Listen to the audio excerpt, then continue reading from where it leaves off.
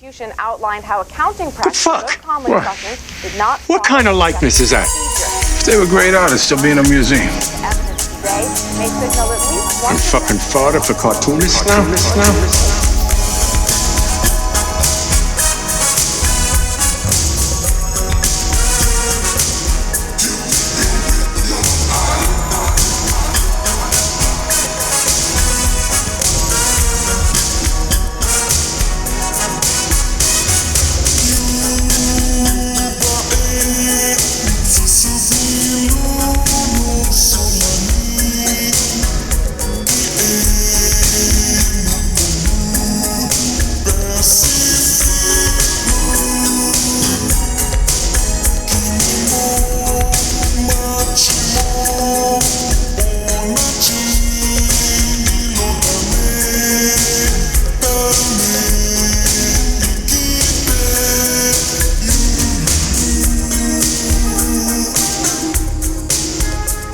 Welcome to episode 54 of Gutter Boys. Gutter Boys is a small press comics podcast about the ins and the outs and the highs and the lows of making comics. I am Cam with my co-host JB. Today on the show, we have Birmingham, England-based cartoonist and artist Michael Kennedy. But before we get into it with Michael Kennedy, we're just going to get into our shout-outs. And we're going to actually keep this one a little short because I think our interview ran a little long. Actually, I do recall we talked a little bit about soccer, football over there. And England did make it to the Euro Cup, but lost to Italy today. So they went further than Michael ended up implying they would go in the interview. They made it all the way to the finals, but choked to the Italians. So shout out to the Italians. Hell yeah. Good job, Italy. Good job. Yeah, good job. Good job. I'm such an Italian soccer fan. I've sewn my index and middle finger to my thumb. Yes. I got They're my stuck together. Napoli badge. Yeah. As far as news, we're not really going to get into that. I want to thank everybody that bought my book from strangers. Yeah, it did sell out again. I don't think as many copies went out as anticipated, so I'm probably going to make some more, to be honest, especially when I hit up Space in Columbus in November. So, yeah, keep an eye out for that. A lot of you hit me up saying you missed it, and I'm sorry again, but I'm going to do my best to make good on that, because I do want the thing to be available. I don't want my books to be... So yeah, if you did miss it, I do plan on reprinting it at some point in time, probably in time for shows to start up again. So I appreciate everybody for getting that, though, so thank you again. What you been doing, though, dude? Just taking a lot of naps. Hell yeah. And gaming. Gaming, yeah. I leveled up 20 levels in Call of Duty in 48 hours. This is a gaming podcast now. Yeah, I'm the pure alpha male in my house now. I'm more of a Sigma male now. Yeah, okay. Hell yeah. Hell yeah. Yeah, so the Gutter Boys are on PlayStation 5, but we can play with the scrubs on PlayStation 4 still. Not everybody has girlfriends that buy them gaming systems like us. That's true. So, everybody wants to know how we're so successful. Successful spouses? No, not really. No, but yeah, if you do want to play with us on PlayStation, DM us. I'll hook you up with my PlayStation name. And if you are cool in the game session, maybe JB will give you his PlayStation name. Maybe. I'll think about it. Maybe, yeah. But yeah, so we're playing Warzone. Are you playing anything else? Do you have to download Warzone? Not Warzone. Fuck, what are we playing? Cold War. Yeah. But there's a Warzone and there's also Modern Warfare. I heard Warzone is good. My brother was telling me to get on that because apparently you're just like, it's like deathmatch, but you're in a squad of 4. So it's like the 4 of you guys try to be the winning team. So it's like Survivor Series, basically. Yeah. Okay. It's like every man for himself, but you're in a gang. Yeah. Cool. Yeah. So, yeah, maybe I'll get on Warzone. But, yeah, I'm doing a lot of zombies on Cold War, and it's pretty sick. So, yeah, if you want to join us on that. I'm also on Grand Theft Auto. I don't play it too much, but I do have it if y'all got it. Where's the video game about reading comics? I'm trying to think. Has there ever been one? No, I don't think so. I feel like... No. I feel like there was like a Sega Genesis game where like the main character was like a kid that went into a comic. Oh, yeah. That was a game, yeah. Yeah. I don't know what it was called, but I do recall something like that. Is there not some sort of like RPG simulator in Japan where you're like a manga artist? That'd be really funny. Oh, yeah. So I wasted a good like 15 hours of my life playing that, according to my Switch. It was called like, what do they call those games? So it exists. Oh, shit. Well, no. It's like, I want to say it's not Kairosoft. It's a dating simulator. No. Yeah. It's like this company makes the same game, but they just reskin it for a variety. So there's like Pokemon manga creator in there. I don't know what it was, but you had to like pick genres and like pretty much make a banger manga, and like you had to pay rent and shit. So like if you put out a bad manga, you wouldn't get money or fans, and like it was wild. So you had to like pretty much just pick the formula. The game actually sucked, but it was just so easy to like literally just waste hours like just sitting there, kind of like a casino game. Yeah, I was gonna say it sounds like a mobile phone app. Type of game. Yeah, exactly. So yeah, but yeah, I did play a manga studio game. Damn. Yeah, I kind of. But it wasn't figured very there'd be immersive. something like that out there. Yeah, it'd be pretty sick to the Marvel Telltale game where you're Stan Lee and you make editorial decisions, and there's many different endings to the game. But yeah, no, I don't know where I'm going with that. You want to get into shout outs and take it home? Yeah. We have enough. Yeah. I'm a little sleepy. This is the lowest energy intro you guys are going to get, but luckily we had a pretty good interview with Michael Kennedy, so this is what happens when your wife spoils you and you turn into a lazy gamer. This is what happens when you get a PlayStation 5 and you make $325 from your share on Patreon a month. Just drunk with power. So speaking of Patreon, before we get into shout outs, you can go to gutterboys.top or patreon.com/gutterboys. And for $5 a month, you get bonus episodes on our off week. And for $10 a month, you can get a monthly comic zine mailed to you with work from JB and I and some friends sometimes. One thing that we want to push that I think is kind of obvious, we do advertise on the show, but if you have a new comic coming out or you have some work that you want to, have us do ad reads for, there is a Patreon tier for that. It's just $12 a month, so $3 an episode. Pretty affordable. So if you want us to read about your comic, subscribe to that tier and follow the instructions, and we'd be happy to do an ad for you as well. Also, there's a couple people there that subscribe to that tier that don't have a comic to promote, and they just give us the extra money. You can do that too. That's pretty tight. Yeah, they literally write in, hey, I just want to support some more. Actually, big shout out. I forgot dude's name, but but you know what? You know who you are. Big shout out. Forgot who you are. Hang on. Let me pull it up. Yeah, we have dude, a you gotta look Patreon. him up. We're not going to do him wrong like that. Yeah. Go on, He's just going to take his money and be like, I don't remember his name. he Let me look at the messages. All right. Yeah, so big shout out to our patron, Ryan Brosmer. Ryan moved up to the international pimp tier, which is an extra $5 just to cover the shipping of the zine tier to countries outside of North America. And I messaged Ryan and I said, hey, Ryan, what's your address so we can send you your copy of Pimp Digest? And the dude sent back a United States address and said, I just bumped up to the international tier, so you're actually making money on the zine. So shout out to Ryan. You're more than welcome to do that as well if you're in the States. If you want to give us $15, that is awesome. Not that we're asking for it, but we don't make money on Pimp Digest, to be honest. Yeah, so yeah, we don't. We don't at all. Miscalculation, maybe? Or great value. What is it? Yeah, chalk it up to poor management. But either way, we appreciate the extra ducats being thrown our way. I'm just going to workshop this live. We could start doing mini episodes of like alternate themed shows. Because you know how friend of the show, Al and Mike, when they were doing Virtual Pros, they also had Card Pros. Yeah. And what else? There was another thing they did. Like Virtual Bros was a thing, right? Or am I making that up? Yeah, there was Virtual Pros, Virtual Bros, and then there was like a food related one, right? Well, I think that's just a holdover from Kissing Contest.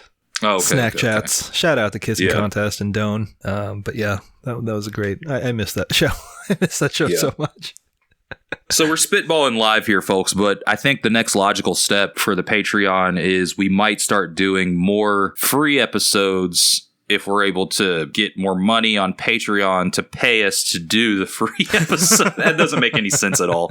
So cut that. We'll figure it out. We're figuring out how to do the Patreon and make some changes to it and offer up a little bit more content. So if you have any suggestions, hit us up at gutterboyspodcast@gmail.com or at gutterboyspod on Twitter and Instagram. Also, while I'm here and plugging this shit before we get into shout outs, if you want to join our Discord, you can hit us up for a link. Just DM one of the accounts and just don't be a cop or a snitch tagger, and we got you. And also, you can send us your comics and we'll talk about them on the air like we're about to. Yeah. And we will also post them on our Instagram now. Also, if you have weed, we'll take that. That's fine. Yeah. Yep.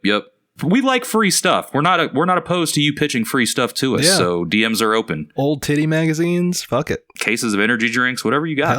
Hell yeah. So let's get into some shout outs. Yeah. All right. So first we got here Jacob Boland sent over a copy of his book, Heavy Ink. It's a quote unquote a succinct collection of non-sequential artwork. It's black and white, and there are some mini comics in it. But it's fun. I actually did enjoy it. I'm a big fan. It's got some of nice drawings. Yeah, exactly. Yeah, and I'm a big fan of black and white comics. I don't think there's enough black and white comics in small press. If I'm being honest. Yeah, because it seems like we're shifting away from that, but myself included. Mm-hmm. But yeah, you can find Jacob on Instagram at wholebola, BOLA, fun. Whole Bowl of Fun, and check out his book, Heavy Ink. And we also want to give a shout out to Colburn Pollock. They sent over some comics, Budsuckers, as well as Ill-Mannered issues 1 and 2. Really wild looking stuff. I was flipping through it. I haven't sent JB his copies yet just because they both got sent here, but really colorful, really kind of abstract. They did write in a note as well. They wrote, "Hi y'all, hope you enjoy these. My @ on Instagram, which is the best place to find me, has since changed to @Coco Pollock 69. That's COCOPALUCK 69. And they concluded the note with, "Keep up the good work, especially the sassy news segments. Love, Coco." So yeah, give Coco a follow. Check out their books. Thanks for sending those over. And then lastly, we have comics from Cameron Hathaway. He sent over copies of Clusterfucks Comics and Fugu Comics. I believe he sent us Clusterfucks before, but maybe older issues. Yeah, that was the first one he sent before. This is the brand new one, number 2. Okay, yeah. So, you can find Cameron online at Clusterfucks Comics. That's CLUSTERFUX And issue 2 was a lot bigger than issue 1. More contributors, I believe, if I'm not mistaken. Discord poster and friend of the show, Drew Hall from Columbus, actually has a comic in there as well. So definitely check that out. So I guess that about does it. As always, like we said, hit us up on Patreon. Email us if you want to participate in the show. Yeah, let's get into the interview, because the interview is really great. Yep. So we hope the interview balances out this low-effort intro. Alrighty. So, see you after the break with Michael Kennedy. We'll be right back. This program is brought to you in part by a generous donation of $12 by the Michael Sweater Foundation for the Arts. At Michael Sweater Foundation for the Arts, we are committed to supporting stuff that rocks. Michael Sweater encourages you to also sign up for the Gutter Boys Patreon and to buy the latest issue of Strangers, Bubbles, and other zines about comics. Also, please make more zines about comics and comics history. It doesn't even have to be good. Also, Silver Sprocket rules. Rust Belt Review is a quarterly comics lit magazine featuring serialized and short-form comics from some of the most exciting cartoonists in the small press scene today. Volume 1 features work from Gutter alums M.S. Harkness, Audra Stang, and Caleb Orecchio, along with work by Andrew Greenstone, Sean Knickerbocker, and Juan Jose Fernandez. You can order your copy of Rust Belt Review today by going to rustbeltreview.org. Enter in promo code GUTTER to receive $2 off your order. Again, that website is rustbeltreview.org. Promo code GUTTER. Hey Gutter Gang, we just wanted to tell you a little bit about a webcomic that is also one of our Patreon supporters, Soggy Landing. Soggy Landing is an epic fantasy adventure about a weed wizard that stumbles into a gunpowder plot to smash the state. There's a lot of cartoon animals, magic, historical and literary references, drugs and flashbacks, songs, horror, gore, and the occult.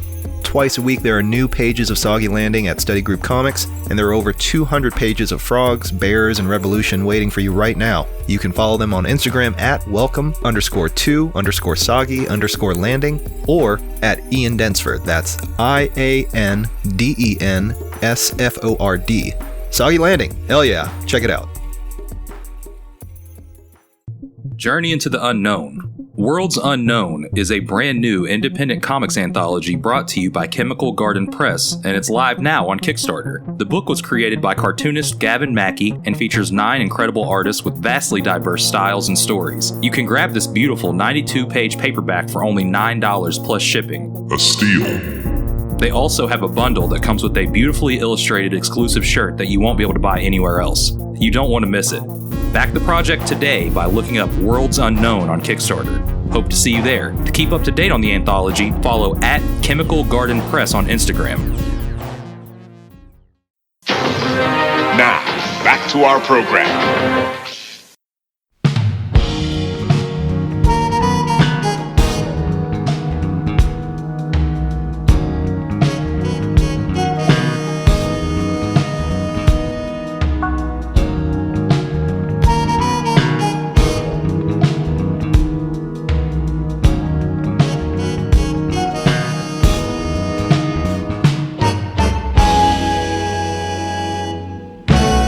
And welcome back from the break. Today, joining us from across the pond, it is currently evening where he's at, and it's the afternoon where we're at, but friend of the show and Birmingham, England-based creator Michael Kennedy. Michael has recently put out a series of comic books, Mint and Mint 1.5, and has had work appear for Wired, as well as the latest issue of McSweeney's. But we're going to talk about all that. More importantly, though, what's up, Michael? Oh, I'm great. I'm good. Hell yeah. Yeah, I'm still creasing from the trash TV talk, to be honest. Oh, yeah. We can get back into that if we need to. Hey, Michael, we used to do this. Not so much anymore, but let's just go ahead and start it off hot. Why comics? Oh, fuck. Yeah, I don't know. It's just it's like anyone, it was just like, just get into it as a kid and then you kind of stick with it. And I don't know. I'm at the point where it's just like, even if I want to do more things, it's probably going to like take from the cartoon form in some way, you know?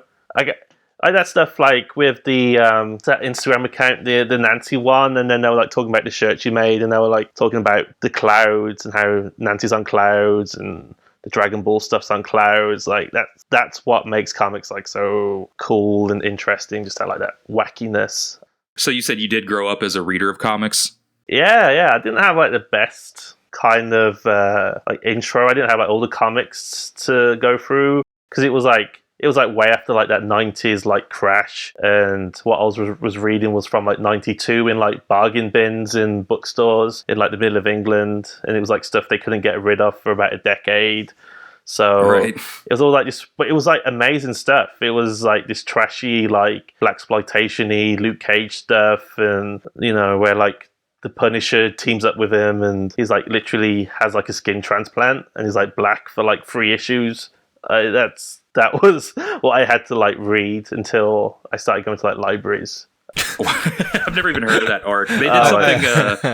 They did something similar in an old Lois Lane comic. Like the cover, I've got the issue somewhere around here, but the cover is like Lois Lane on one side of the machine, and then the other side of the machine, a black woman is coming out, and it's like Superman. I've always wanted to spend a day to know what it's like being black with like exclamation points. It's like, yeah, what the fuck are you guys doing? It's amazing. It's like it's fucking disgusting and grotesque, but it's just so fantastic. Just to have like this insane discourse, because like when I like started getting into like the Harlem Renaissance and stuff in like the 20s, and like it was the same concepts. It was just like really like bonkers ideas about changing skin color, like Invisible Man stuff, you know, where it was like beyond the metaphor. It was it's not something like a kid should really be reading at all. Never mind like the only black kid in like a town type thing, like a small town. It's like yeah, I could see that being a little damaging. Yeah. But that's it. I think that's what's so like interesting about the comics, though. And it's just like you can just like stumble on that, and it's like totally unfiltered, and like your parents don't really give a shit, so you just like there looking at it like under the bed type shit. Yeah, that was a formative influence, to say the least. Definitely. So are you originally from Birmingham, or is that just where you've relocated to? It's kind of where I've relocated to. It's where my family's from. Like my parents are from Birmingham, like huge like immigrant families, like Irish on my dad's side, like Asian on my mom from Barbados. But they like moved out to like one of the satellite towns around Birmingham to like raise me and my brother. And it was just like the people that were already there were either like English, 100% like English, or there were people that moved from like Birmingham to get away from like immigrants in like the 70s. Like that's where, you know, like white flight, like that's where those guys that's where they went. Okay. Yeah. Okay. Yeah, it's a mad one, but it kept it interesting though. It keeps it interesting. You know, I kind of like, I live in the inner city now, so it's like where I probably would have grew up, you know, where it's just kind of just like a lot of just like kind of street life. Like nowhere near like the American thing though. Like what you guys get up to in America it's a totally different thing. But so I'm not claiming, but you know. But then again, like I guess it circles back to those comics where it was just like those comics with like the Punisher being black, that was all set in like the inner city, and they were like, he'd like meet up with Luke Cage, and they'd have like this huge discourse about like policing in the cities and the FBI and stuff, and I'd just be like, what the fuck? So, is there still, or was there, a good art scene in Birmingham? It's good now. It's popping now because we were like so neglected as a city. Mm-hmm. Like London is always like where it's going to be at. All the money's there, all the people are there, etc., etc. So, like, because of that, there's like this whole generation really of artists in Birmingham that are just making really good work. And like, some of it is comics, and it probably isn't the type of comics that I'm making, or like obviously of like the kind of independent tradition, or like the American independent tradition. But yeah, it's really vibrant here, and I think maybe the pandemic has made it somehow stronger. I don't know. What's it like with you guys in your respective cities? Oh, Louisville is it's very desolate when it comes to comics. I mean, there's an art scene, but they just like seem to paint wall murals that say "Welcome to the Highlands" and "We love Louisville," or "Keep Louisville weird." So it's very uninspired, in my opinion. There's some cool music. Louisville, I feel like, is known more for music than I guess art. But, I could be wrong there, and it's just something I don't know about. But where I'm at, it's just close to non-existent. Maybe, yeah. What about you, JB?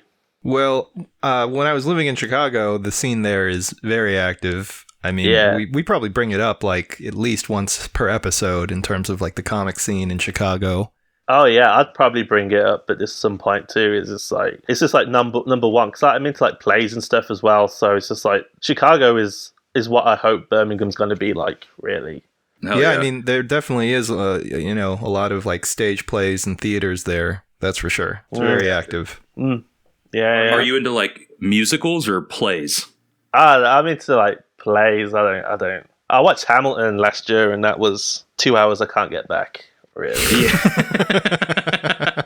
Were you or are you an actor? Nah, I think I always had. I think because comics is like such a like shit upon medium, or like. If like you can't get away with being like, oh, make these. Some people might be like, oh, that's cool, but yeah, I think I always had that itch to do like other stuff. So I'm always like, I'm a cartoonist, and I want to paint, and I want to write plays, and I want to make films as a thing. So I think I didn't necessarily quit comics, but I kind of got a bit fed up just cartooning for like an audience of just me a couple of years ago. And then I was like, it would actually be easier to become a playwright because I don't have to draw the actors or the stage. Like, it's someone else's problem. I just got to do the two characters just like yelling at each other or whatever the fuck it is. And yeah, so I mean, maybe in the future, but and I get like stage fright. Like, I can't get up on the stage.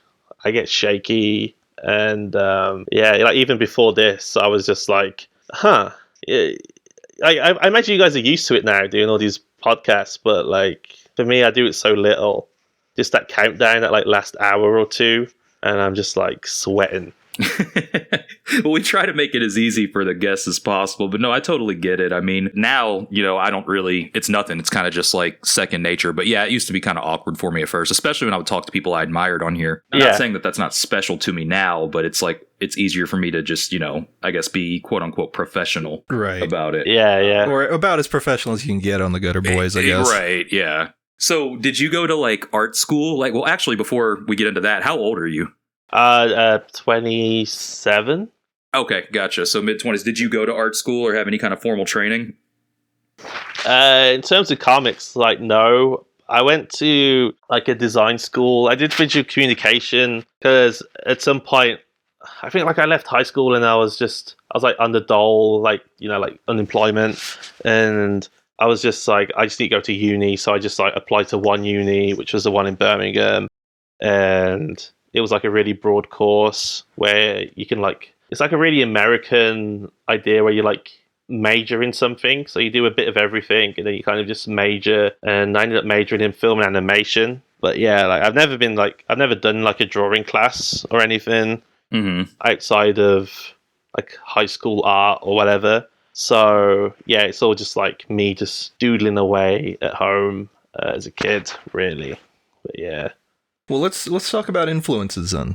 Like, who are the artists that you were really getting into that either motivated you to make the work that you do, or at least informed the kind of work that you do? That's a tough one though, because I've had a really like varied thing. Because like the stuff I do now, I think is just informed by like the turn of the century, like newspaper stuff. Mm-hmm. You know, like Harriman, or you know, like Bringing Up Father, or whoever, like all those guys. But before that, I was just like trying to do just American mainstream, because that's all I really knew. Mm-hmm. It's like following on from those like shitty Marvel things. It was like, oh, how do I do this drawing thing? I think my brother went to like a signing in Birmingham, and there was like a Marvel artist there from the Midlands. I think it wasn't Charlie Adlard. It was, I want to say Mike Perkins, but my brother was like, he just like happened upon it, and then he was just like, oh, my brother does this, what do I do? And then Mike Perkins was like, oh, just like do some pages, put them on like an internet forum, and then fucking you're on your own from then on. Right. So I did that for ages. So it was more just like really commercial or whatever was out at the time in terms of just like superhero comics. Like I did that from like 17 to maybe, I don't know. It's from maybe about like 2012 to 2017. Okay. Yeah. And then I think throughout then I was just like studying film animation and just like getting into more like artsy stuff or more interesting things and figuring out who I was type of thing. I mean, that doesn't answer your question at all, does it? No, it does. It does. It does. I was basic, and then something happened, and then I think I was basic, and then I realized I was like the stuff I was reading as a kid was way more edgier and interesting than I thought it was, or other like writers on forums that were trying to get me to like pitch with them and stuff, wanted me to be type of thing. Like I've been through like that whole ringer of just like pitching and right. Yeah, mad one. Do you still have all that old work? Some of it. I got some stuff that like I considered just for like irony, just like putting on the website. Yeah. But then I was just like, this is dog shit. This is fucking dog shit. I mean, I'd be curious to see it. Oh my god. I thought I was hot shit. That's the problem. Like when you're that age, I just thought this was like publishable. And yeah. Oh my god. And then like I just ended up getting like a huge chip on my shoulder as to why like 2000 AD wouldn't publish me. And yeah, I mean the answer is obvious, but I mean at the same time, like fuck 2000 AD. Not publishing Young Cartoonist, period. Never mind my shitty drawings. Is that like the place to publish there? I mean, I know they're based over there, but you know, is that like when you're making comics over in England, is that like, you know, like over here in America, I guess like the dream is you get published by Marvel or DC. Like that's the beginning goal before you decide you want to go into independent comics or whatever. Like, is 2000 AD? Like, do they have the presence there? Is that like kind of their position? In a way, in terms of like they pay the amount of money you need to get onto like a magazine stall in like a supermarket or like a big bookstore, no one else really can, or they can for a time, then they fade away after like 6 issues or whatever. Mm-hmm. So they've kind of got like this pedigree of like still being in business, and maybe, you know, on the face of it, that is kind of like, oh, if you want to do this for money, this is where you go. But you know, I don't. Like really, it's more just like a fad, and it's more to do with like the film stuff and like, oh, how do you become a millionaire type thing. Yeah, Mm-hmm. yeah. Which at the same time, I don't think Yeah. people that work at 2000 AD become millionaires unless they've actually created something, which they don't do because they're just like fucking milking old Dread, whatever it is Right. called. Yeah, well, all those Right. guys, you know, it's just like an IP farm. Like I used to go on these forums for 2000 AD. That was like one of the main collaborative spaces, blah, blah, blah. And it was like, they're all like sweet people, like, but it was kind of just like middle-aged fans that just loved Dread and loved their childhood, and you know, they were just honoring that all the time. Right. Yeah, so in terms of like any kind of British mainstream comic, it's totally barren, you know. Hence why I'm out here schlepping it with the Americans, and like you know, I get, you know, when I started doing the illustration stuff for like the websites, like they didn't even realize I was British. I had to tell them, and they were like, "Oh, I had no idea." You know, I was like, maybe you should check before you like offer me all this money to do like a little internet drawing. Like where them, like even tax wise, they were just like so casual about it. They just assumed I was American. Yeah. Well, I mean, I could gather that from looking at your work and kind of assuming that, you're an American artist, because I think a lot of the stuff you're pulling from seems very American in its source. Good part. Yeah, totally.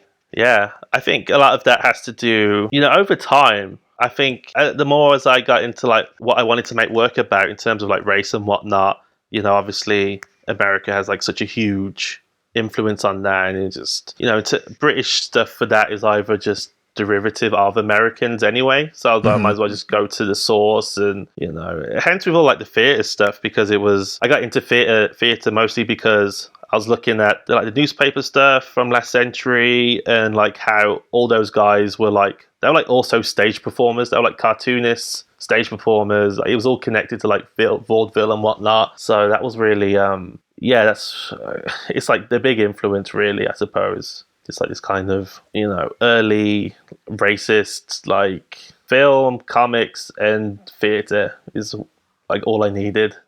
What would you say would have been the kind of gateway book or artist that really led you down this path?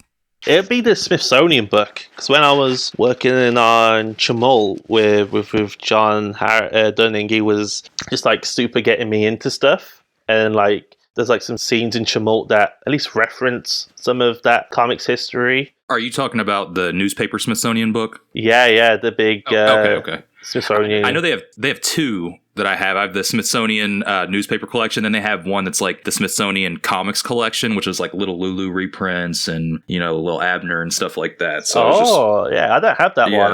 I just got the the one with the big ass one. The big ass one, yeah. Yeah, the other one's smaller, but yeah, they did another one that's got like a lot of comics from like it's like history of comics from like I think the 20s until the 70s or 80s, I believe.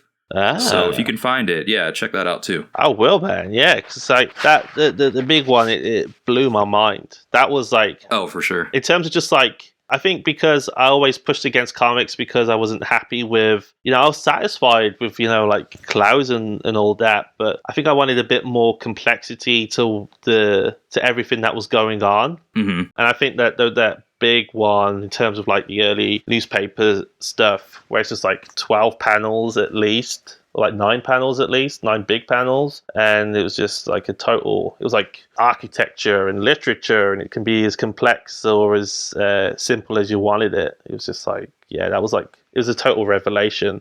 I probably, if I could do huge things like that and not like become totally broke by it, I probably would.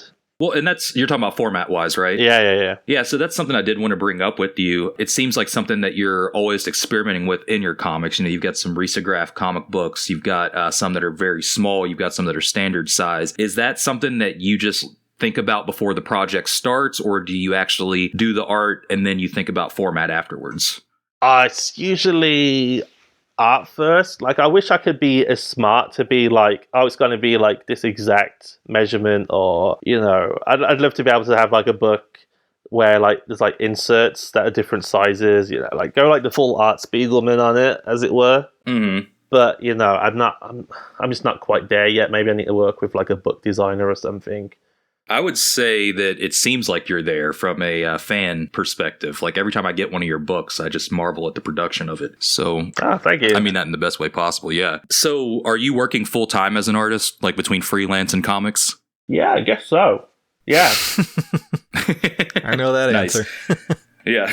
yeah, pretty much, because I started doing the editorial stuff for like all the news sites this time last year. It's like just over a year into that. So yeah, but before that I was just like so stubbornly into art. I was just like willingly in poverty for it. I was just, I had some work as just like a pot wash for a bit at a football club. And that was kind of about it in terms of income. Outside of like comics or drawing. But yeah, I think now this is what I thought being a full-time artist would be, and like the past 10 years prior was just like one long internship or something of suffering and all the usual shite. But yeah, I don't know, it's a tough one, because like you guys are like doing this full-time, right?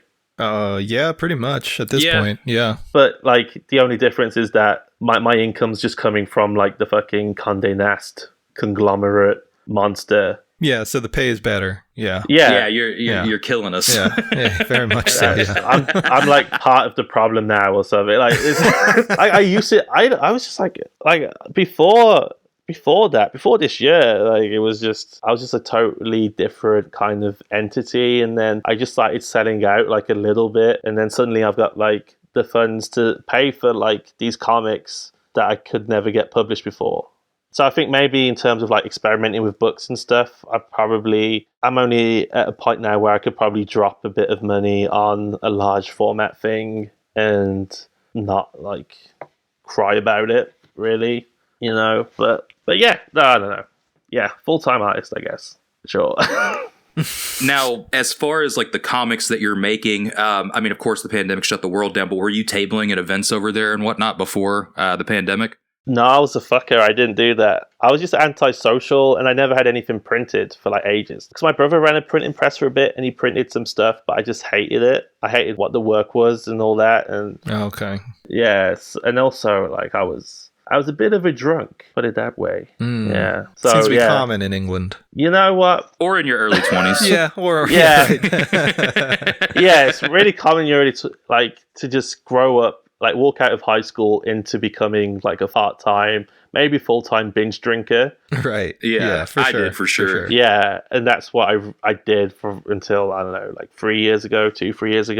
Yeah. Right. Mm-hmm. You all get an early start though, right? Hey? Yeah, you guys get to start at 18, right? Isn't that the drinking age in England? Oh, yeah. Wait, what's it for you guys? Like 20? It's 21 here. 21. Yeah. See, that's good because you can like spend that 18 to 21 and kind of find yourself a little bit in terms. Well, I found myself outside the liquor store paying people to get me booze. Yeah, so. I was going to say, that law didn't really do much in the way of dissuading kids.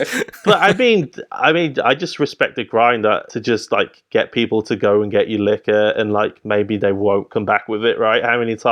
How much have you lost from like people just keeping that money? Well, you usually get the bottle, but it's one of those things where the bottle costs like $8 and you gave them a 20 and you don't get the change back. Yeah, that's like the worst that ever happens with that. I never had to deal with that shit. Well, that only happened to me like twice, and it was because like it was like dire straits. Okay. Yeah.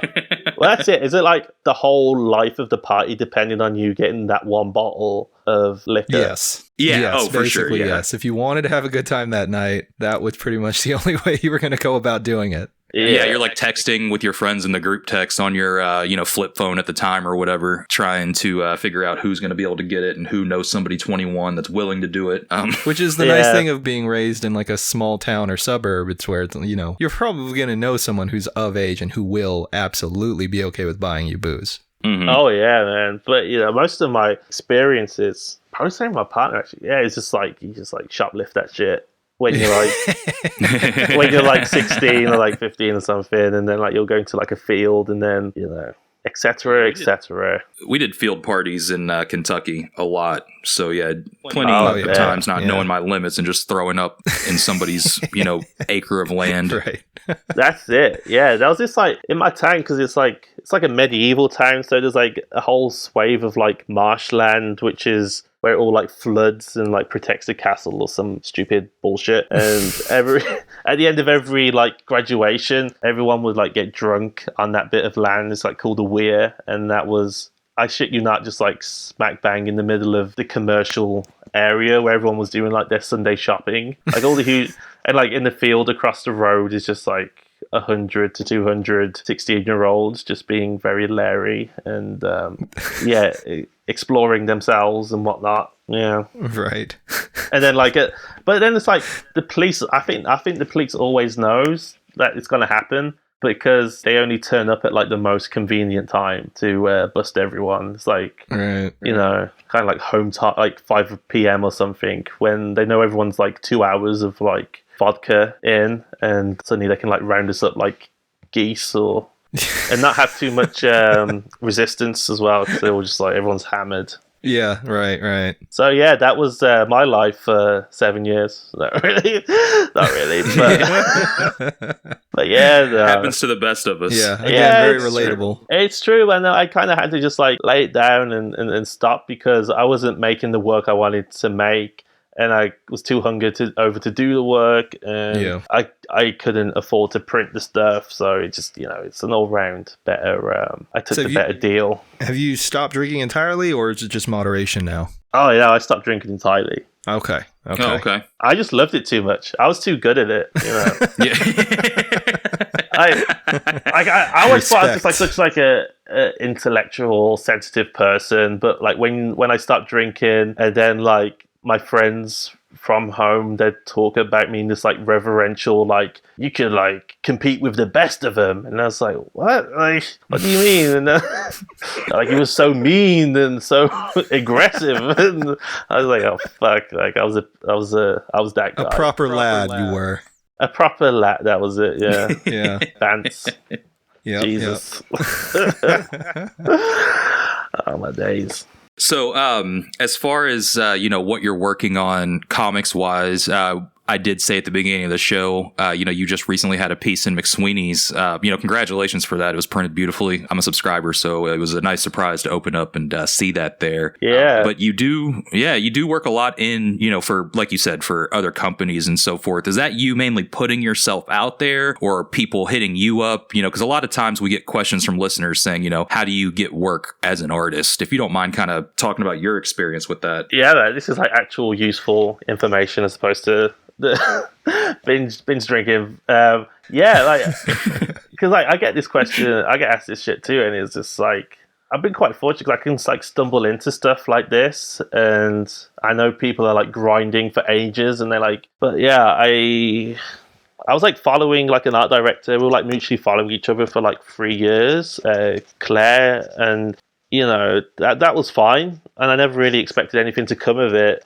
But at one point, I was just like so broke that I just like put some of the better pages from Mint, like the fashion ad stuff, where it's just like yellow with like the alien, like the blue people. Like, I put that stuff up, and because it was like the most illustratory type thing I had, I was like, I just need some like gigs. And she messaged me on the back of that, and that still might be like the biggest commission I've had so far. And it was for Level, which is who I still work for. They do like think pieces for just like black men, like kind of like intellectual pieces, and then like they interview like the guy from the Isley Brothers type thing and see what he's up to now. And so it kind of started from that, where she approached me. And from that point on, I just like switched up my whole attitude. I was like, I'm going to like get this stuff on time, be like super courteous, like write professional emails, and then, like deliver the work on time and like go above and beyond. And like from there, I did a few more things with her. And come summertime, he offered me a gig doing this weekly column, which I still do, the only black guy in the office. And then I was like working enough. I'd done enough of those, and like I kind of dedicated my life to that stuff, because I was like, I'm just not going to hold this down. Like, it's a regular check. I've never had that before. It allows me to have like 4 days of the week off. And then, things kind of snowballed from there, and like other people just started emailing me and all that. And that was kind of it. But that, I know that if I actually like kicked myself up the ass and like wrote those emails and like looked for feedback and like networked properly, I might have had that a few years ago, as opposed to like when I'm like 26. So I know a lot of people can't. Well, I could barely survive like as a person on this planet until then. Like, I know a lot of people can't. So I mean, my only advice would be to just keep networking, because I didn't, and it took me this long. And I know there are people that are like much better illustrators at their age than I was at their age, type of thing, if that makes sense. So it's really just about pestering these art directors and making yourself feel approachable and available. Because I probably wasn't that before. I was still like on some edgy, like, I hate like capitalism and white people stuff, which is just like everything that the job is now founded on, is literally that. Right. The core tenets of what I do is founded on exactly that. So I think as soon as I stopped railing against them and was like, maybe we can work together to, I could at least represent in some cartoonish way for people these like serious issues. But it was all just a fluke, and I feel very lucky to be working in this field, really. I mean, all the columns I work on are office stuff. I've never had a job in an office. I would never survive in that environment. I just fucking steal staplers and stationery until they fire me and make comics from the stationery I stole. Hell yeah. Yeah. So let's, so I do want to talk a little bit about Mint. So far, there are 2 issues, Mint number 1 and then Mint number 1.5. And then, if I'm not mistaken, I think you said Mint 2 was coming out this fall. But one thing that I want to talk to you about, because it's a little interesting, is the first issue, and I guess 1.5 is, different, but you seem to put out different editions of the same issue. Like, I know you're about to put out, like, what I'm assuming is going to be the final version of Mint number 1. That's right, yeah. What is it about going and, taking parts out, adding parts into the same issue? Because I don't think, maybe it's been done, but I don't think I've seen an artist, put out the same book with like little tweaks and whatnot. And I'm not hating on it at all. I think it's an interesting approach, but what's the thought process behind that? Look, I don't have an editor. I don't have a publisher. It's just me. So like I'm gonna do that, aren't I? If no one's there controlling it, I can just print the thing. I'm gonna go back and be a little perfectionist and be like, oh, I should have done this. I should have done that.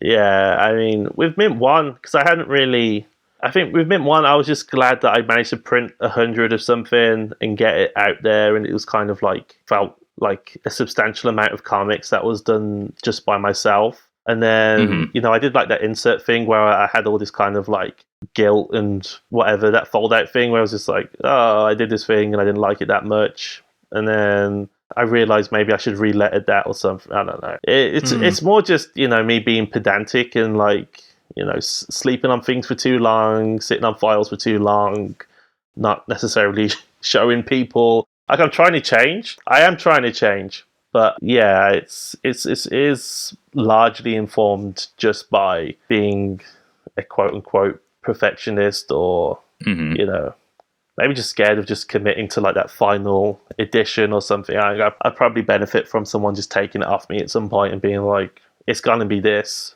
or else the work would be out years sooner, probably, I mean, it's a shame. I don't know. It's maybe when later on in life it'll be a much easier thing to do, because I know what type of comics consist of a Michael Kennedy comic. When I asked you about the McSweeneys, and you were like, it just feels like a step into your own identity. It was to do what I liked about that was that to do those 8 pages for McSweeneys, I had to do so many 100 pages of pseudo early 20th century newspaper strips.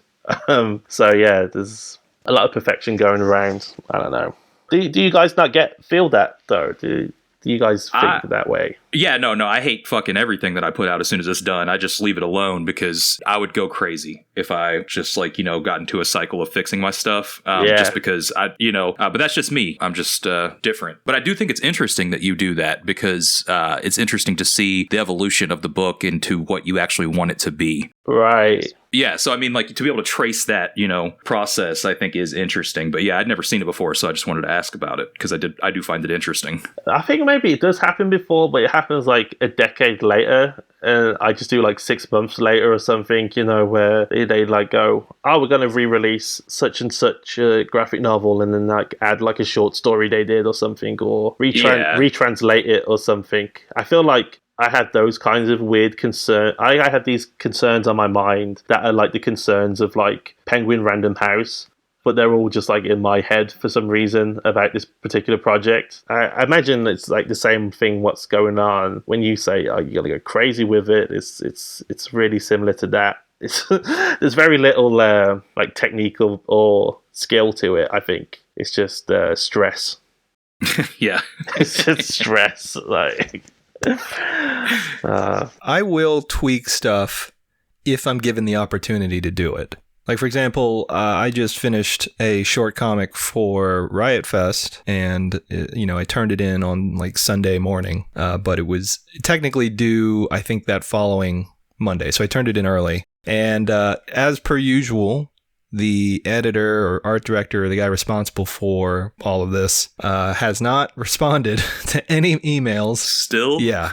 And so during the last like 4 or 5 days, I've just been going back to that comic and reworking things and rereading things and finding things didn't, work the way I wanted it to, or the pacing seemed off, or the way I worded things didn't make sense. So that thing has gotten tweaked probably like 6 or 7 times since I turned it in originally. And now finally it's at that point where I can just leave it be.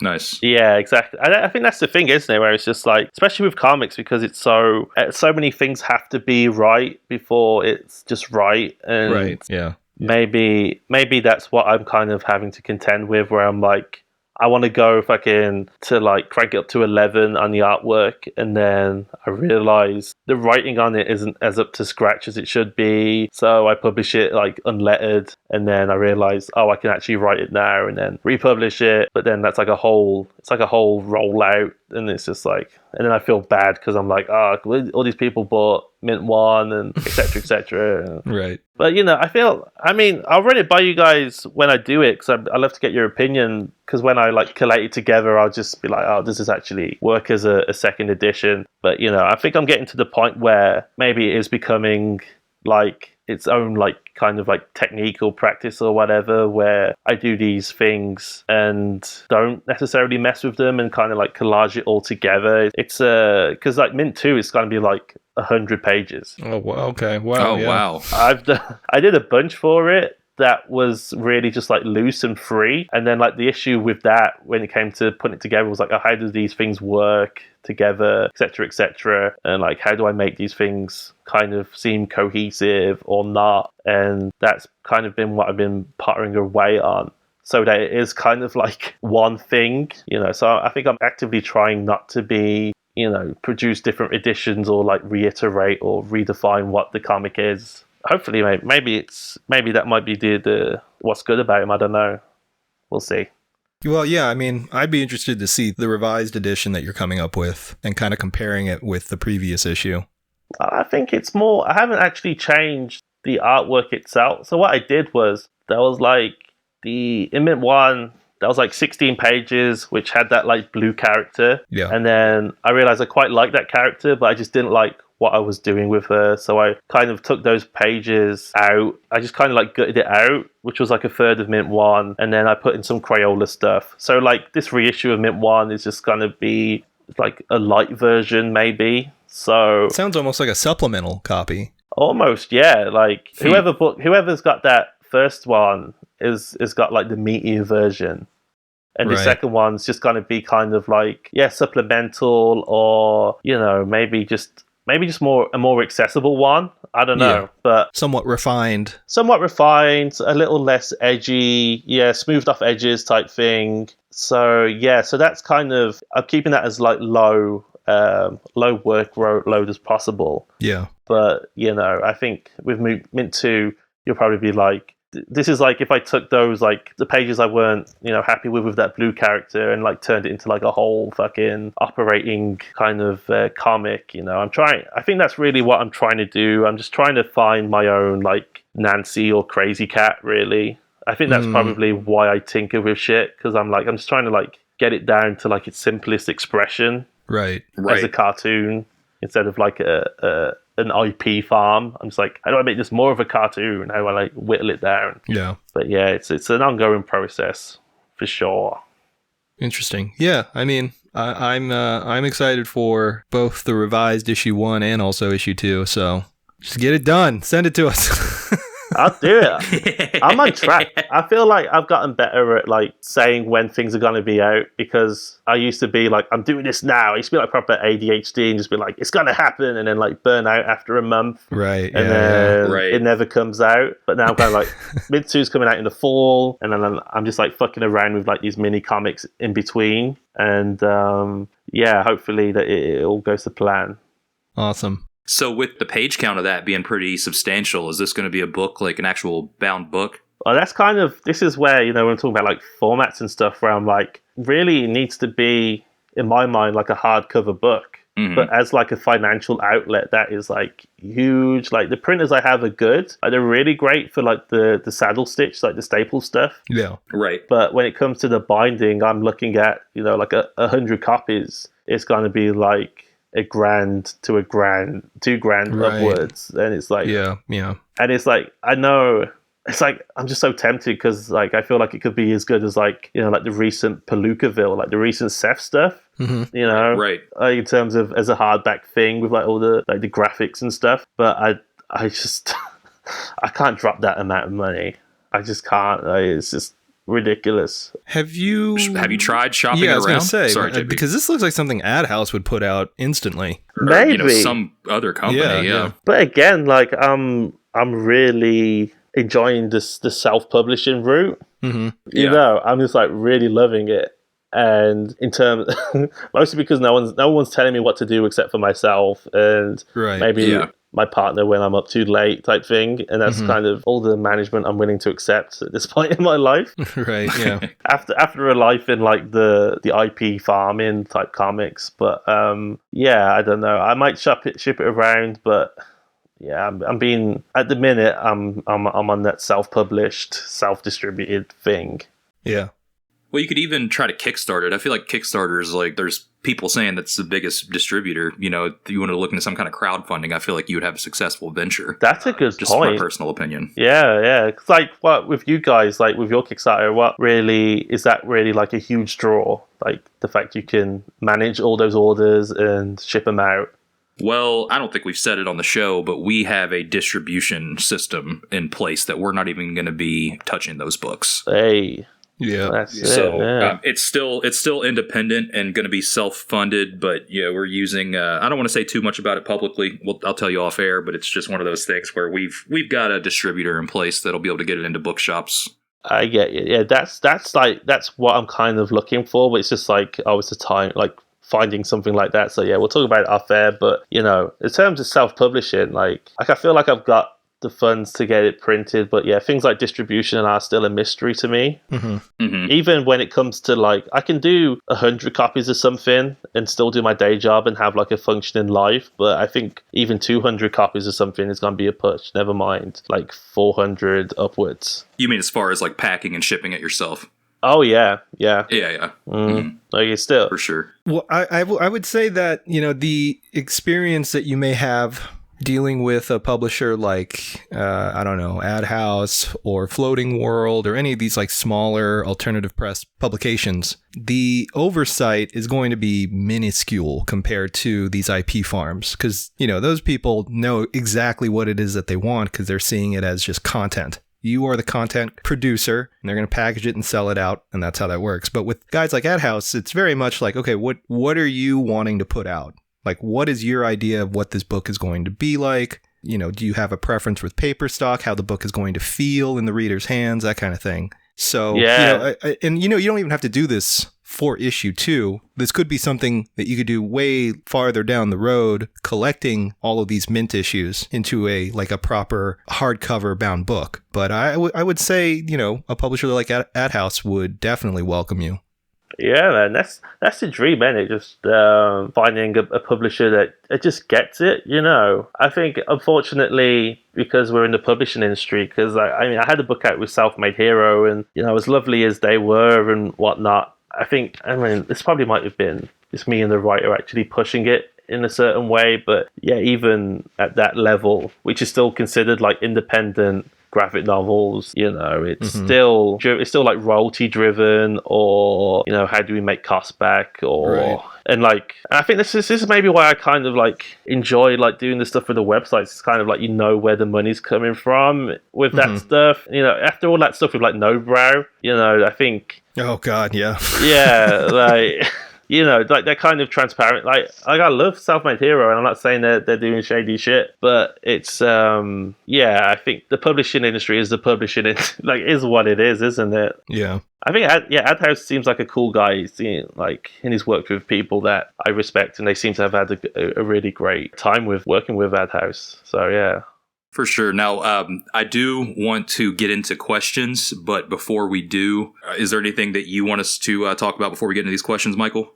Maybe, man. Because like we were talking about merch the other day on Instagram, and like we like touched upon it, and then I felt like that could have just like exploded as a conversation in terms of like, because I was saying how I was able to like send you guys copies and stuff, and it doesn't really affect me financially, but like because I know that there's going to be more money in like doing a T-shirt or something type of thing. Like we couldn't swap T-shirts really because it's going to be like what $10-15 going towards. So I was kind of just like been thinking a lot about comics and how maybe just like I don't know.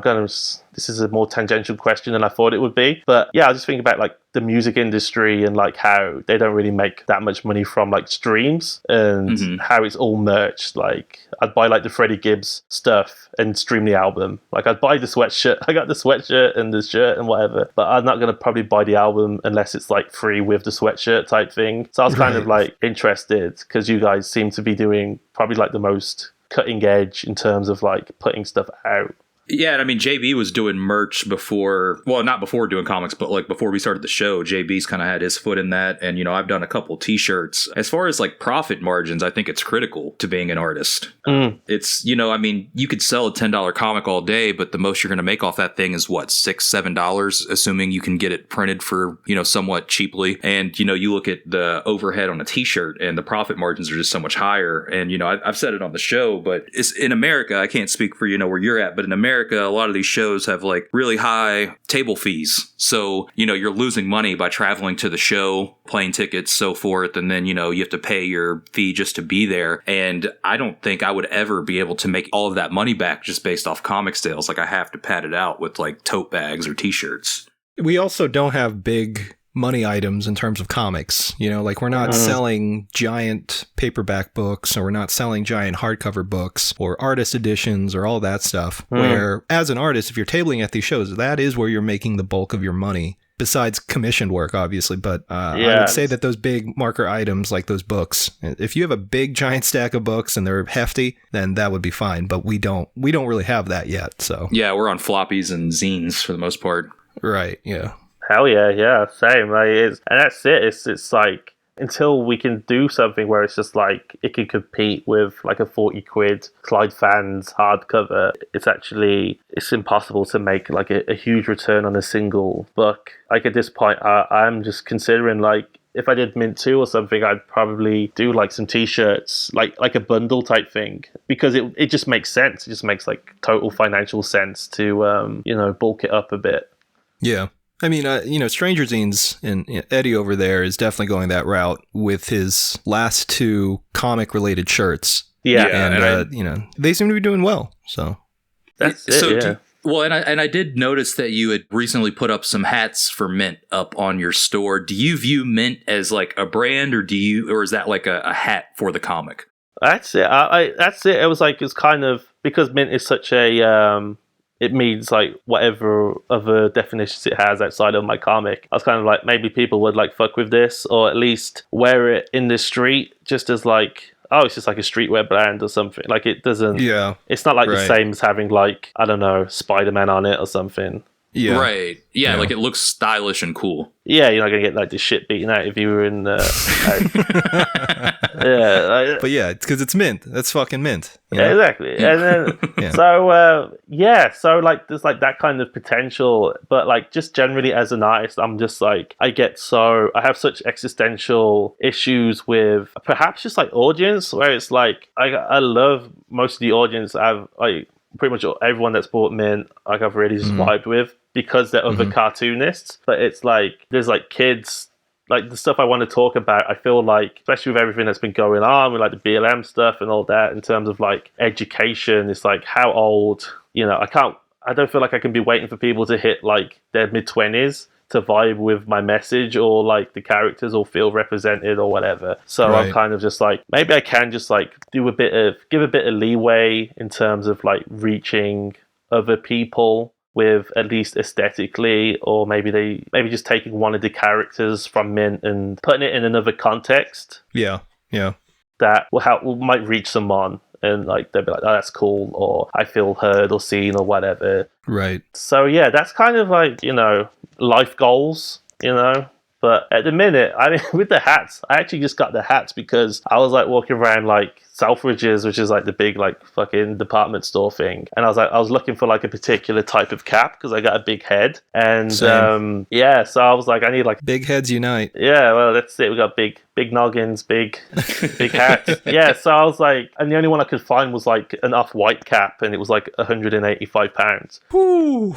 Yeah, it's Oh, boy. crazy. And it was, and I basically found the exact same format, like the surf cap, and then instead of like off-white at the bottom, I just put mint in white, and I was like, that's me done. But I was like, I might as well just like try and make the dash back, and like at least like I got them on the store at a profit, but like low key just pays like the manufacturer cost of like 15 quid, and it's just like, I'll send you one, and I'll just recoup it that way and get like a streetwear good hat with my own thing on. It only cost me like 15 quid at the end of the day. So yeah, it was, you know. But I mean, the ethos there is just like fucking make the clothes you want to wear and make the comics you want to read type thing, and hopefully people vibe with it. But you know, it was at the same time, thank you, Condé Nast, for funding my fucking radical satire of this bullshit fucking planet. There you go. Yeah. Alrighty, so it's that time of the show where we get into some user questions. As always, if you want to participate with us here, you can find us on social media at GutterboysPod. About once a week, we usually put up a little questionnaire where you can submit questions for us to answer or for our guests. Or if you want to write in to us, you can email us at gutterboyspodcast@gmail.com. And last but not least, we also take questions on our Discord channel, which you can come to as long as you are not a cop. And if you want an invite, just message us on Instagram at GutterboysPod or my personal account at Cam Del Rosario. But yeah, Michael, you got a few questions, so let's go ahead and get into these. First question comes from the Gutter Boys Discord. Friend of the show, Beef Jams Mark. He asked, can you ask Michael what the deal with that Spiritus book was? It was the coolest looking book I'd seen in a long time, and I wanted more. Yeah, man. So that was such a long time ago, but it basically folded because, for a start, like the communication just broke down in terms of what I was getting from the writer and the Vault team, to the point where I just had to walk away and like try and earn a living somewhere else or some other place. But yeah, I think it was a book that, because we started in 2014 with another publisher, and then we moved to heavy metal, and then that deal broke down because of like IP related arguments with like the CEO of heavy metal and the writer. And then I think it moved to Vault when the writer moved to Vault as a designer on the books, that it wasn't necessarily wanted. It wasn't like a winning horse, you know. But you know, I'm proud of the work I did on those two issues, and I wanted to do more, and it just didn't work out that way. So I'm sorry. But by mint. Nice. Alrighty. Next question comes from our Discord as well. Drew B. Hall asked, I'd be interested in knowing more about Michael's workflow. Like, how does he balance illustration work, comics, paintings, etc.? He seems to have a crazy output of things that are all very different, and I'd like to know more about how he spins all those plates. Start the paintings, don't finish them. Take like a long time to do the comics. Definitely do your illustrations on time. Yeah. I don't know. Like, that's it. It's just a it's like a marathon, not a sprint. So, you know, I might chat big game on the gram. It might look like it's popping all the time, but you know, I spend more time thinking about this stuff than maybe even working on it. So yeah, it's not the plates aren't spinning. They're just on the side, aren't they? They're on fishing lines. They're on fishing lines. Yeah, gotta keep up that illusion. I'm eating off them. That's what's happening. Yeah, there you go. What's some good, I mean, this is not a question from the Discord or anything. What's like a good example of British food? Because my understanding of food from England is, besides breakfast, everything else looks like dog shit. Everything else is dog shit, and that's the appeal. Okay. There's literal, Okay. like, you can get like a fucking, so there's these, I think about these all the time. I can't process red meat anymore. I just developed an intolerance, but there were these pies, and they come in tins, and you guys probably have them on like some apocalyptic, like Costco level where it's just like a metal tin with a pie in and like a giant can opener type lid, and it's just like the soggiest like steak and kidney pie. And like all the pastry is soggy, the base is super fucking soggy, and it's just starch. It's just like pure starch that you can get through on like a shit winter Thursday afternoon, and that's rough. Survive the night in murky England. But yeah. You know, it's like it's very much still in like the old, but you know, there's like innovations. Like you can take like a fucking carrot and like drizzle it in oil and shit, and like probably not like a British innovation, but you can take like these like starchy like things and zhuzh them up, as it were. But yeah, I mean, it seems like the biggest thing in England food-wise is just whatever's been imported from other countries that were colonized. Like Indian food is still pretty big. Oh fuck yeah! We live in like the Balti Triangle. It's like right, and it's just like all the best restaurants. We don't eat there enough, but yeah, we live on a really good spot for immigrants and their food places. So yeah, we eat really well at the minute. But if we were to like live, I don't know, like 10 miles on down the road, it'd be just like potatoes and right, yeah. It's what I think of whenever I see the make or keep England for English or something like that, and it's like, well, what would the food even begin to look like? It's just mud and like you said, like old meat pies and tins. Yeah, well, it's like because like my dad's Irish, so it's like Irish food is equally dire, where it's just like right, yeah. But it's almost like through combination, because I don't like mashed potatoes and I don't necessarily like cabbage like on their own, but there's like colcannon, which is like an Irish combination of the two, and it's fucking delicious. So it's like a weird I wouldn't know how to describe it, but it is awful, but sometimes it's the best thing in the world, you know. Sure. And they try and innovate. You know what Yorkshire pudding is? I am familiar with that, yeah. Like, so we went to like a carvery, which is just like a buffet for like English food. And they do like Yorkshire pudding wraps. So it's just basically just like a burrito with a Yorkshire pudding base and just like roast turkey and like, I don't know, peas or whatever. So they're like, they're like trying to like desperately compete with like the whole kind of like street food, like right Uber Eats stuff. But yeah. You're not going to top a falafel. I'm sorry. a falafel on a good day, like a good like moist falafel, is probably one of the best things. Oh, 100%. Yeah.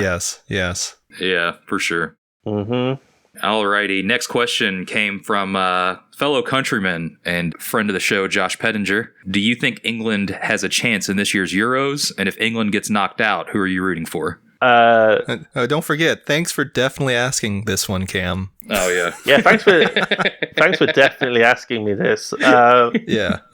The game just finished against Scotland and neither team scored, so we probably don't have a chance, but we always have a chance because that's just the mentality is like right. Like we can't beat like other teams, but we can win the thing. We can win the cup. Yeah. You know, if we get knocked out, well, we're not going to get knocked out because we're going to win the whole thing. But if we get knocked out, I might go for maybe France. They're kind of just like a team of just like killers right now. Oh, yeah. Are you guys following it? A little bit. I don't. Yeah. A tiny bit, yeah. Like, I'm not a big sports guy, but for some reason, when the World Cup happens, I start paying attention. And I think that's only because when I was living in Gainesville, this, like, speaking of falafel, this, like, amazing falafel joint, the best one in the city I was living in, the guy that ran the shop, he's, like, an older guy, and he doesn't speak much English, but around World Cup, he will talk your head off about World Cup. He gets talking, yeah. Oh yeah. Like, it's the only time he smiles. It's the only time when he's like actually like energetic about anything. So that would be when I would get to talk to him about soccer. Same. Oh my God. Yeah.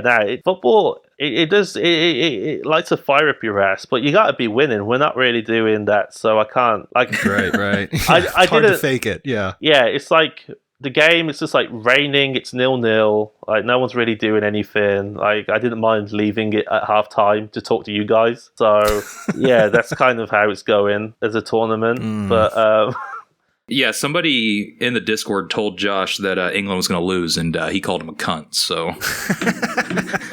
to be fair, that is pretty cunty behavior, yeah. But, yeah, there you go.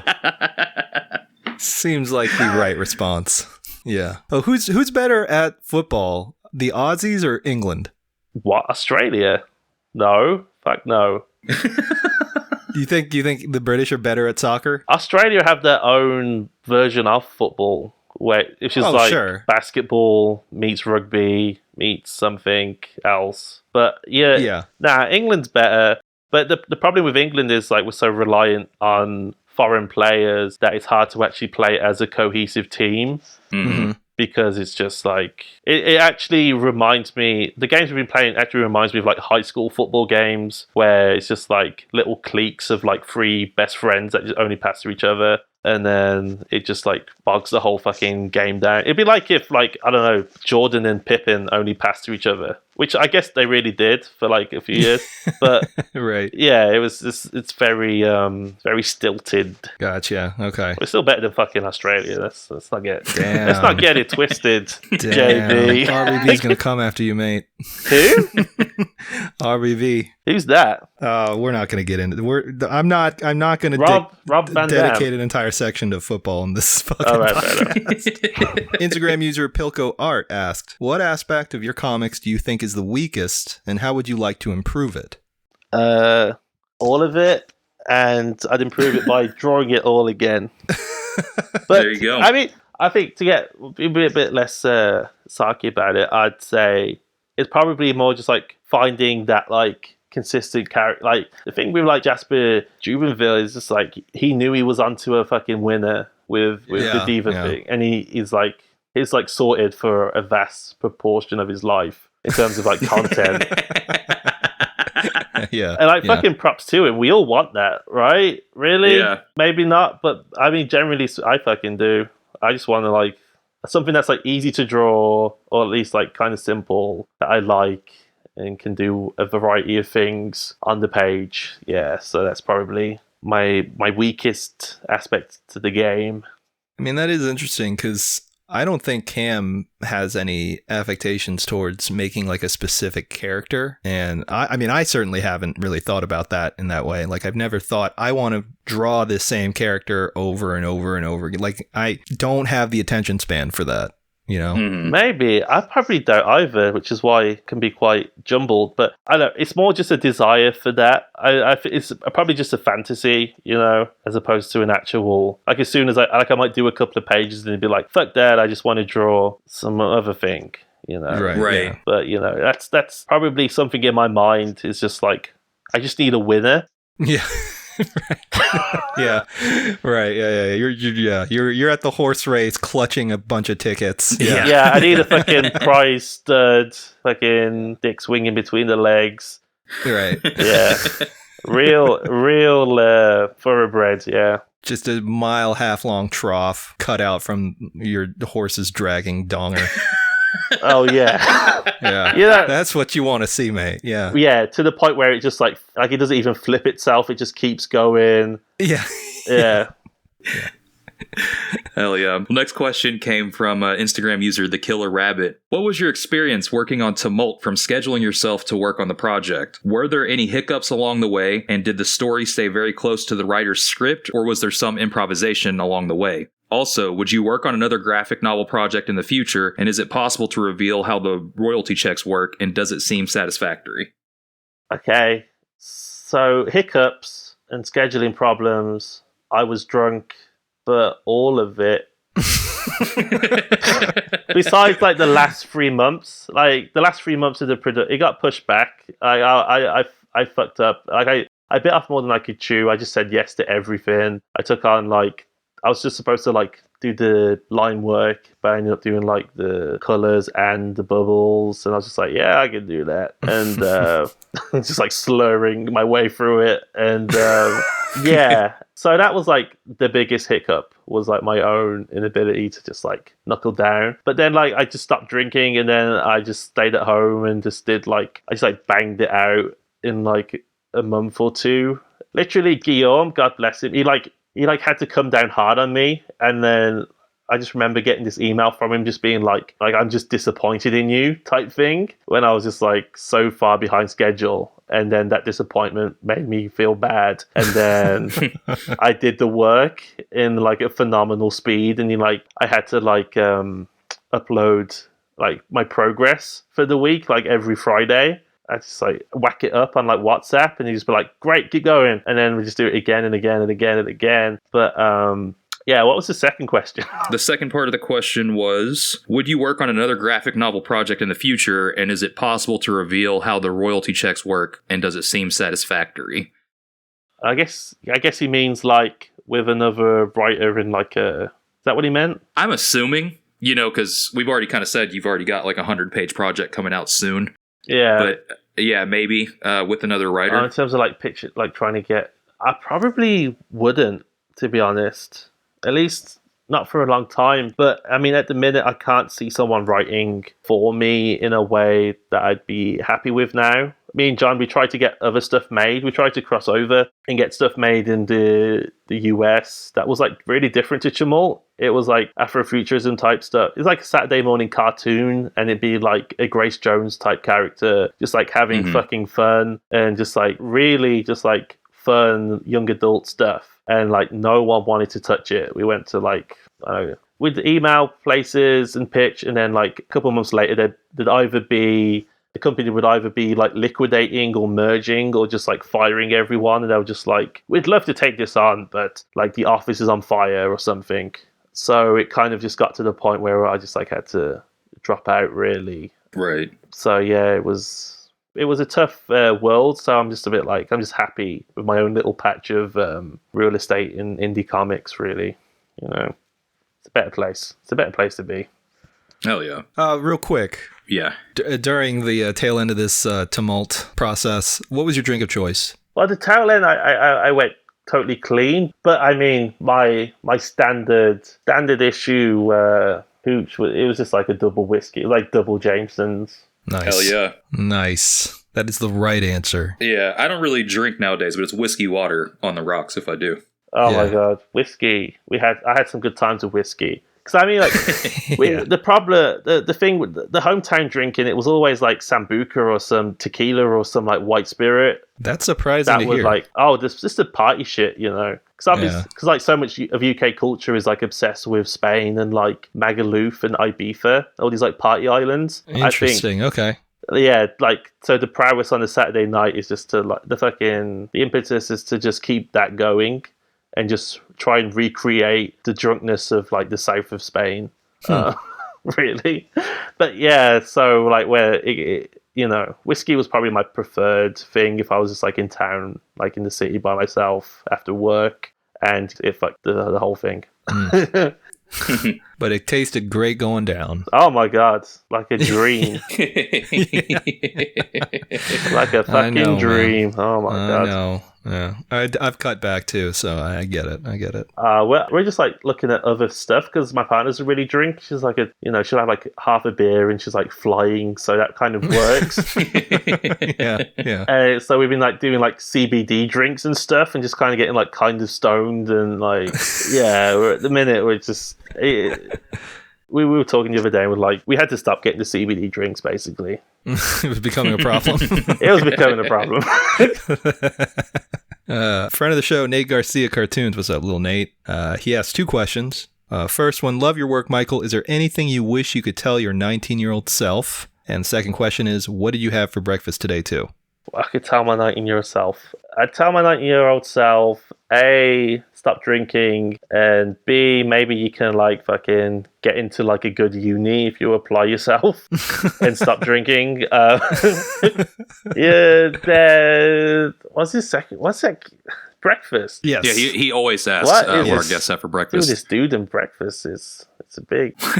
Nate loves breakfast. Yeah. What did I have for breakfast? I think this week it's a bit left field for me, but I had like maple and pecan crunchy things. But usually I have quite a bougie breakfast because my partner taught me how to make soft scrambled eggs. Ooh, yes. So Yes. I'll have that any fucking chance I can, and yes. So usually it's like something like that on like rye bread, or maybe with salmon on the weekends. Oh my god.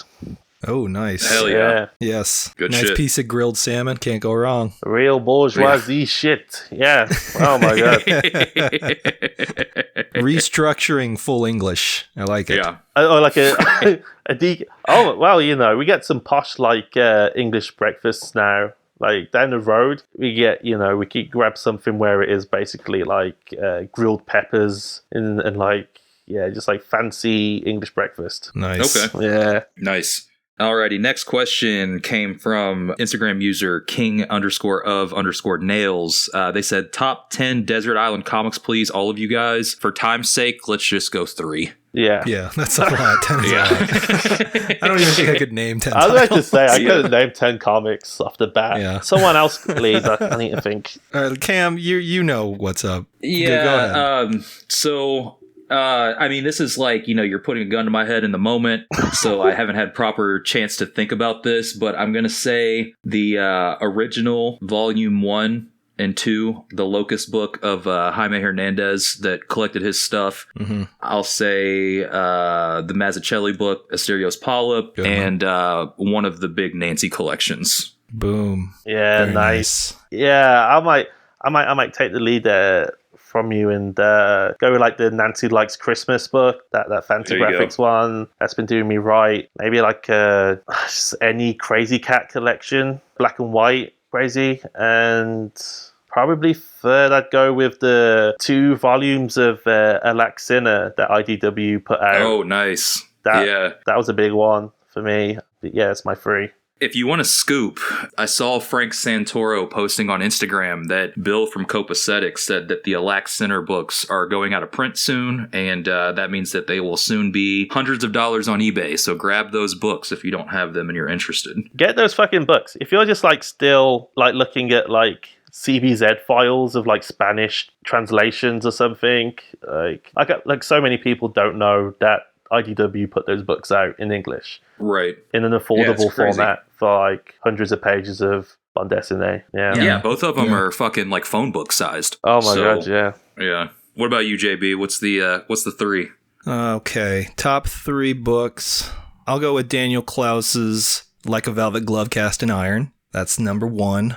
Okay. Number 2 is probably going to be Black Hole by Charles Burns. Mm-hmm. Mm-hmm. And 3 will be Grant Morrison's run on Doom Patrol. Sick. Yeah, That's a bunch solid, of crazy yeah. shit there. Hell yeah.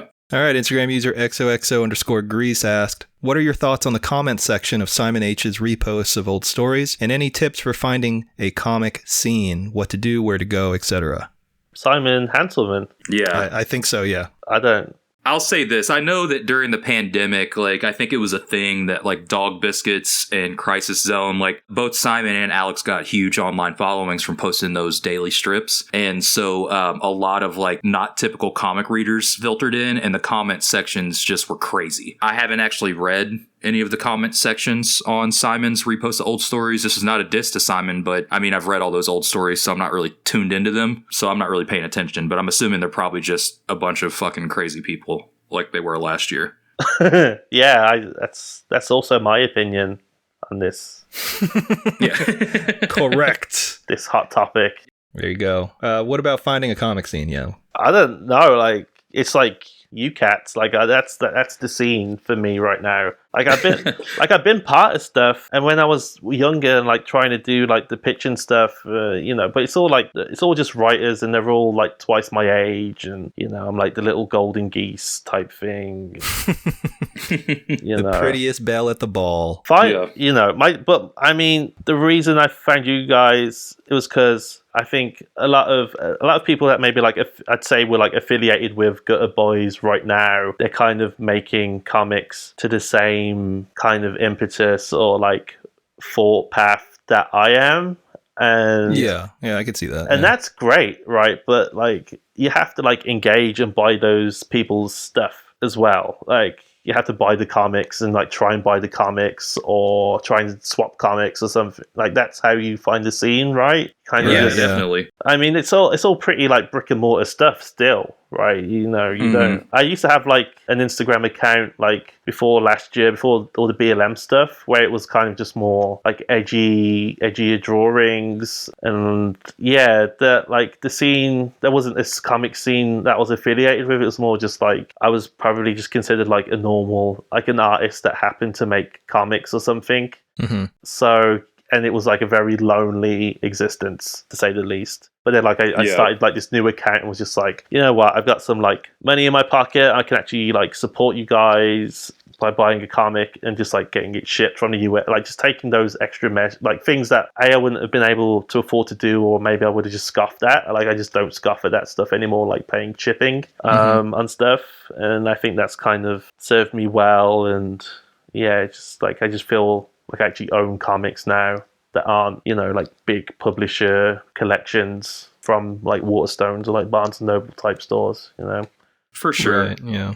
And I mean, I don't really have anything to add outside of what Michael said, outside of, finding a comic scene, like where to go. I mean, my best friends in comics, JB's one of my best friends in comics, and I think we've hung out in real life less than 10 times. It's really just meeting people at shows, and keeping up with each other online. Kind of like, I message with Michael a few times a week, and I found his work, I believe, through Brian from Bubbles was telling me about it. So yes, yeah. Oh man, shout out Brian, man, what a dude. Yeah, great dude. And so it really is. It's not, I don't think that you're going to find the scene if you go, quote unquote, like looking for it in one place. I mean, you could go to like a drink and draw or something like that and link up with people. But, I'd rather, message the creators that I like and, talk to them individually. And then, usually if they're cool, and they think I'm cool, we hit it off. And then you meet up at a show and you just kind of keep in touch. And like Michael said, you support each other by trading or buying each other's work. And it kind of just comes together naturally. Yeah, that was like a period where my comic scene was literally just like me and my buddy Greg. Like, shout out Greg. And like in Birmingham, like I was staring in the studio with his partner Emily, who's a painter, and she was like, "Oh, you should meet my boyfriend Greg. You should meet my boyfriend." And I was kind of just like, that's fucking comics nerd guy. I don't want to spend time with him. And it's just like, and then like I did, and it's just like, he's like us. He's it's just like, and he's like put me onto great comics, and we just like sit and chat shit like we kind of are now, type of thing. And like, I mean, he runs the shop in Notting Hill now because they moved to London. He runs the Notting Hill Comic Exchange, and that's kind of like, so like the scene is just me again, really. But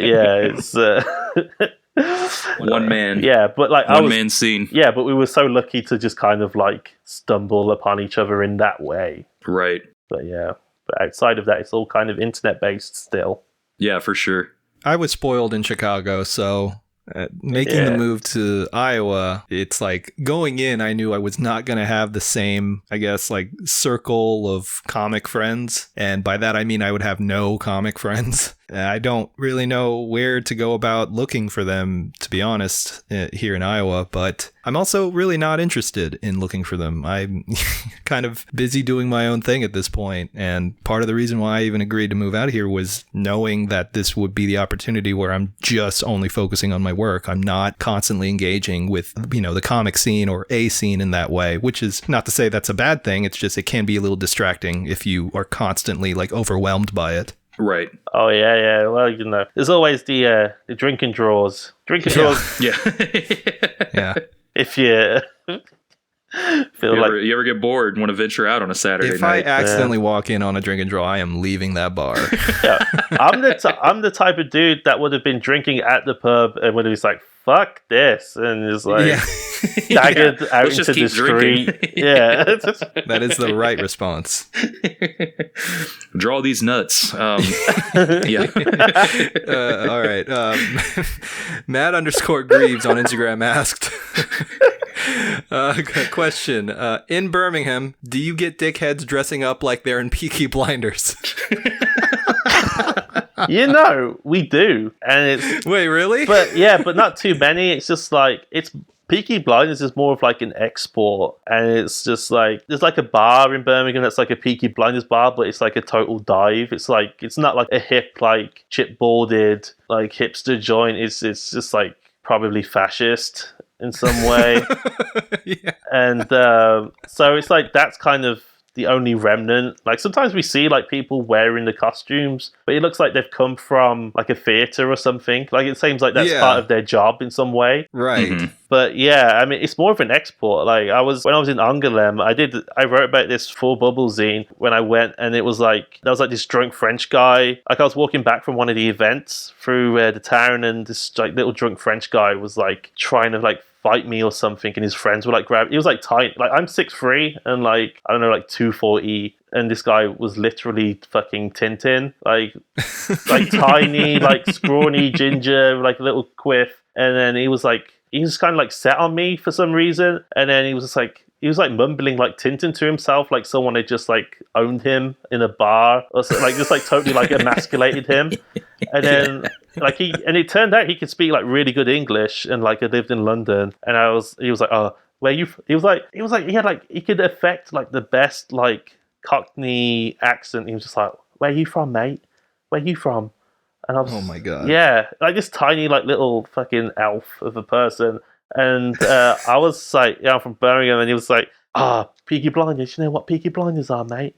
And I'm just like, yeah, I know what Peaky Blinders are. And he's just like trying to chat shit to me about Peaky Blinders. And It's so bizarre. And by this point, his friends were just like embarrassed to know him, and they just looked sad. Like, and they were just, it was just, that was the only time. Peaky Blinders. It's not really a Birmingham thing, but it's just like an export of the BBC. Man, imagine going to New York City and some like tiny French man dressed in like a 60s suit is like trying to talk to you about ads. Yeah. It's just like, the fuck are you doing, dude? Yeah, he'd switch from like a French accent to like a Brooklyn accent and just be like, hey, I'm walking here type thing. And yeah. Yeah, right, yeah. Funny little fucker. But yeah, it was, that was that. What do people like about comics? Why do you like comics? Yeah. Yeah. It's just like, well, what is that? Like, so fucking strange. What is your wife like? Like, yeah. How does this make you feel? Yeah. Hell yeah. Well, last question came from a friend of the show and previous guest, Jasper Jubinville. Ask him how he pulls off looking like the most stylish and cool cartoonist. Oh, shit. What is that? What, like my drawing style, or just the way I wear All of the above. wear the clothes? Yeah. It's your swagger. The My whole swagger. package, yeah, the swag. Yeah, yeah. I don't know. Maybe just living. Maybe I don't fucking know, Jasper. I just don't know. I was thinking about it earlier because I was like, if he means clothes, it's just like most of our clothes are like either like secondhand stuff when I was like too poor to like buy anything, and then suddenly I was rich enough to buy like Jordans, and then somehow it all works. So I don't know. And maybe I met some friends last week, and then for like really like a birthday thing, and it was just like friends I'd known for like 10 years, and like one of them was just like drunk, and he was just like, we're not even sober, you're sober and you're still an asshole. I'm just like, and this is like totally unprovoked in like some like indoor mini golf thing, and I'm just like, okay, like I can just let that abuse just wash off me for some reason. And that makes you cool. And that makes me cool. I can take a hit, Jasper. There you go. Just shrug it off. And that goes for my career too. Hell yeah. Well, Mike, we do want to thank you so much for coming on. But before we get out of here, where can people find you on social media, website, anything you want to plug? Yeah, Instagram is Michael Kennedy Illo.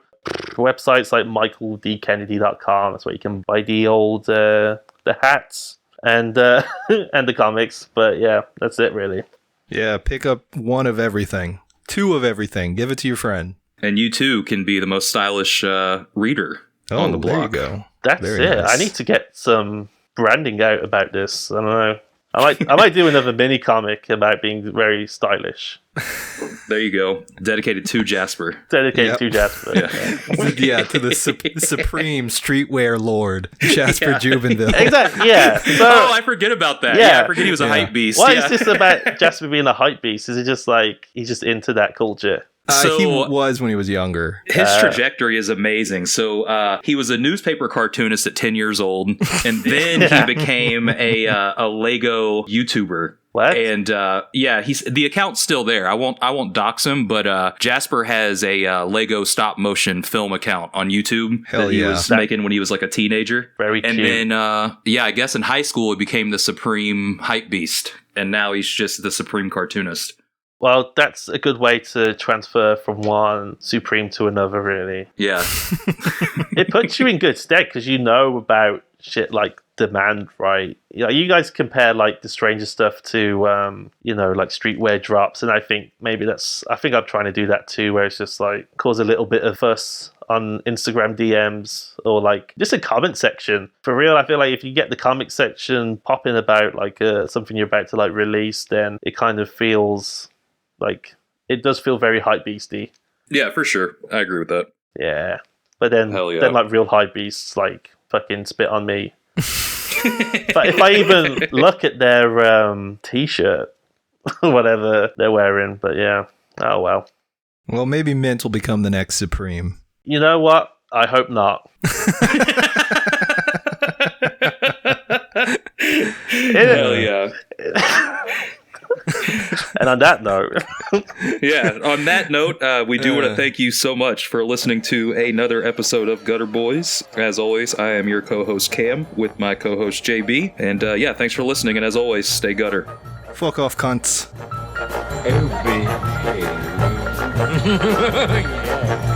Yeah, baby. For the streets, bring it back. For the hood, bring it back. On the beat, bring it back. On the track, bring it back. For the streets, bring it back. For the hood, bring it back. On the beat, bring it back. Worth a meal on the low. For the streets, bring it back. For the hood, bring it back. On the beat, bring it stack. On the track, bring it stack. Hey, they ain't know I even rap like this. They ain't know that I can snap like this. Adidas ones in the club got them thinking now. Get the f*** about my wave when I'm swinging now. You don't play no position in this rap game. You just get the towels. Where's my water main? I rep the zipper life. In that 33, I got that focus flow. Call it Tai Chi or that hot. It's the same thing. The track and telephone. I'm a little Wayne. I'm the one, boy. I got that killer flow. And then they know This sort of thing ain't my bag, babe. for the streets, bring it back. For the hood,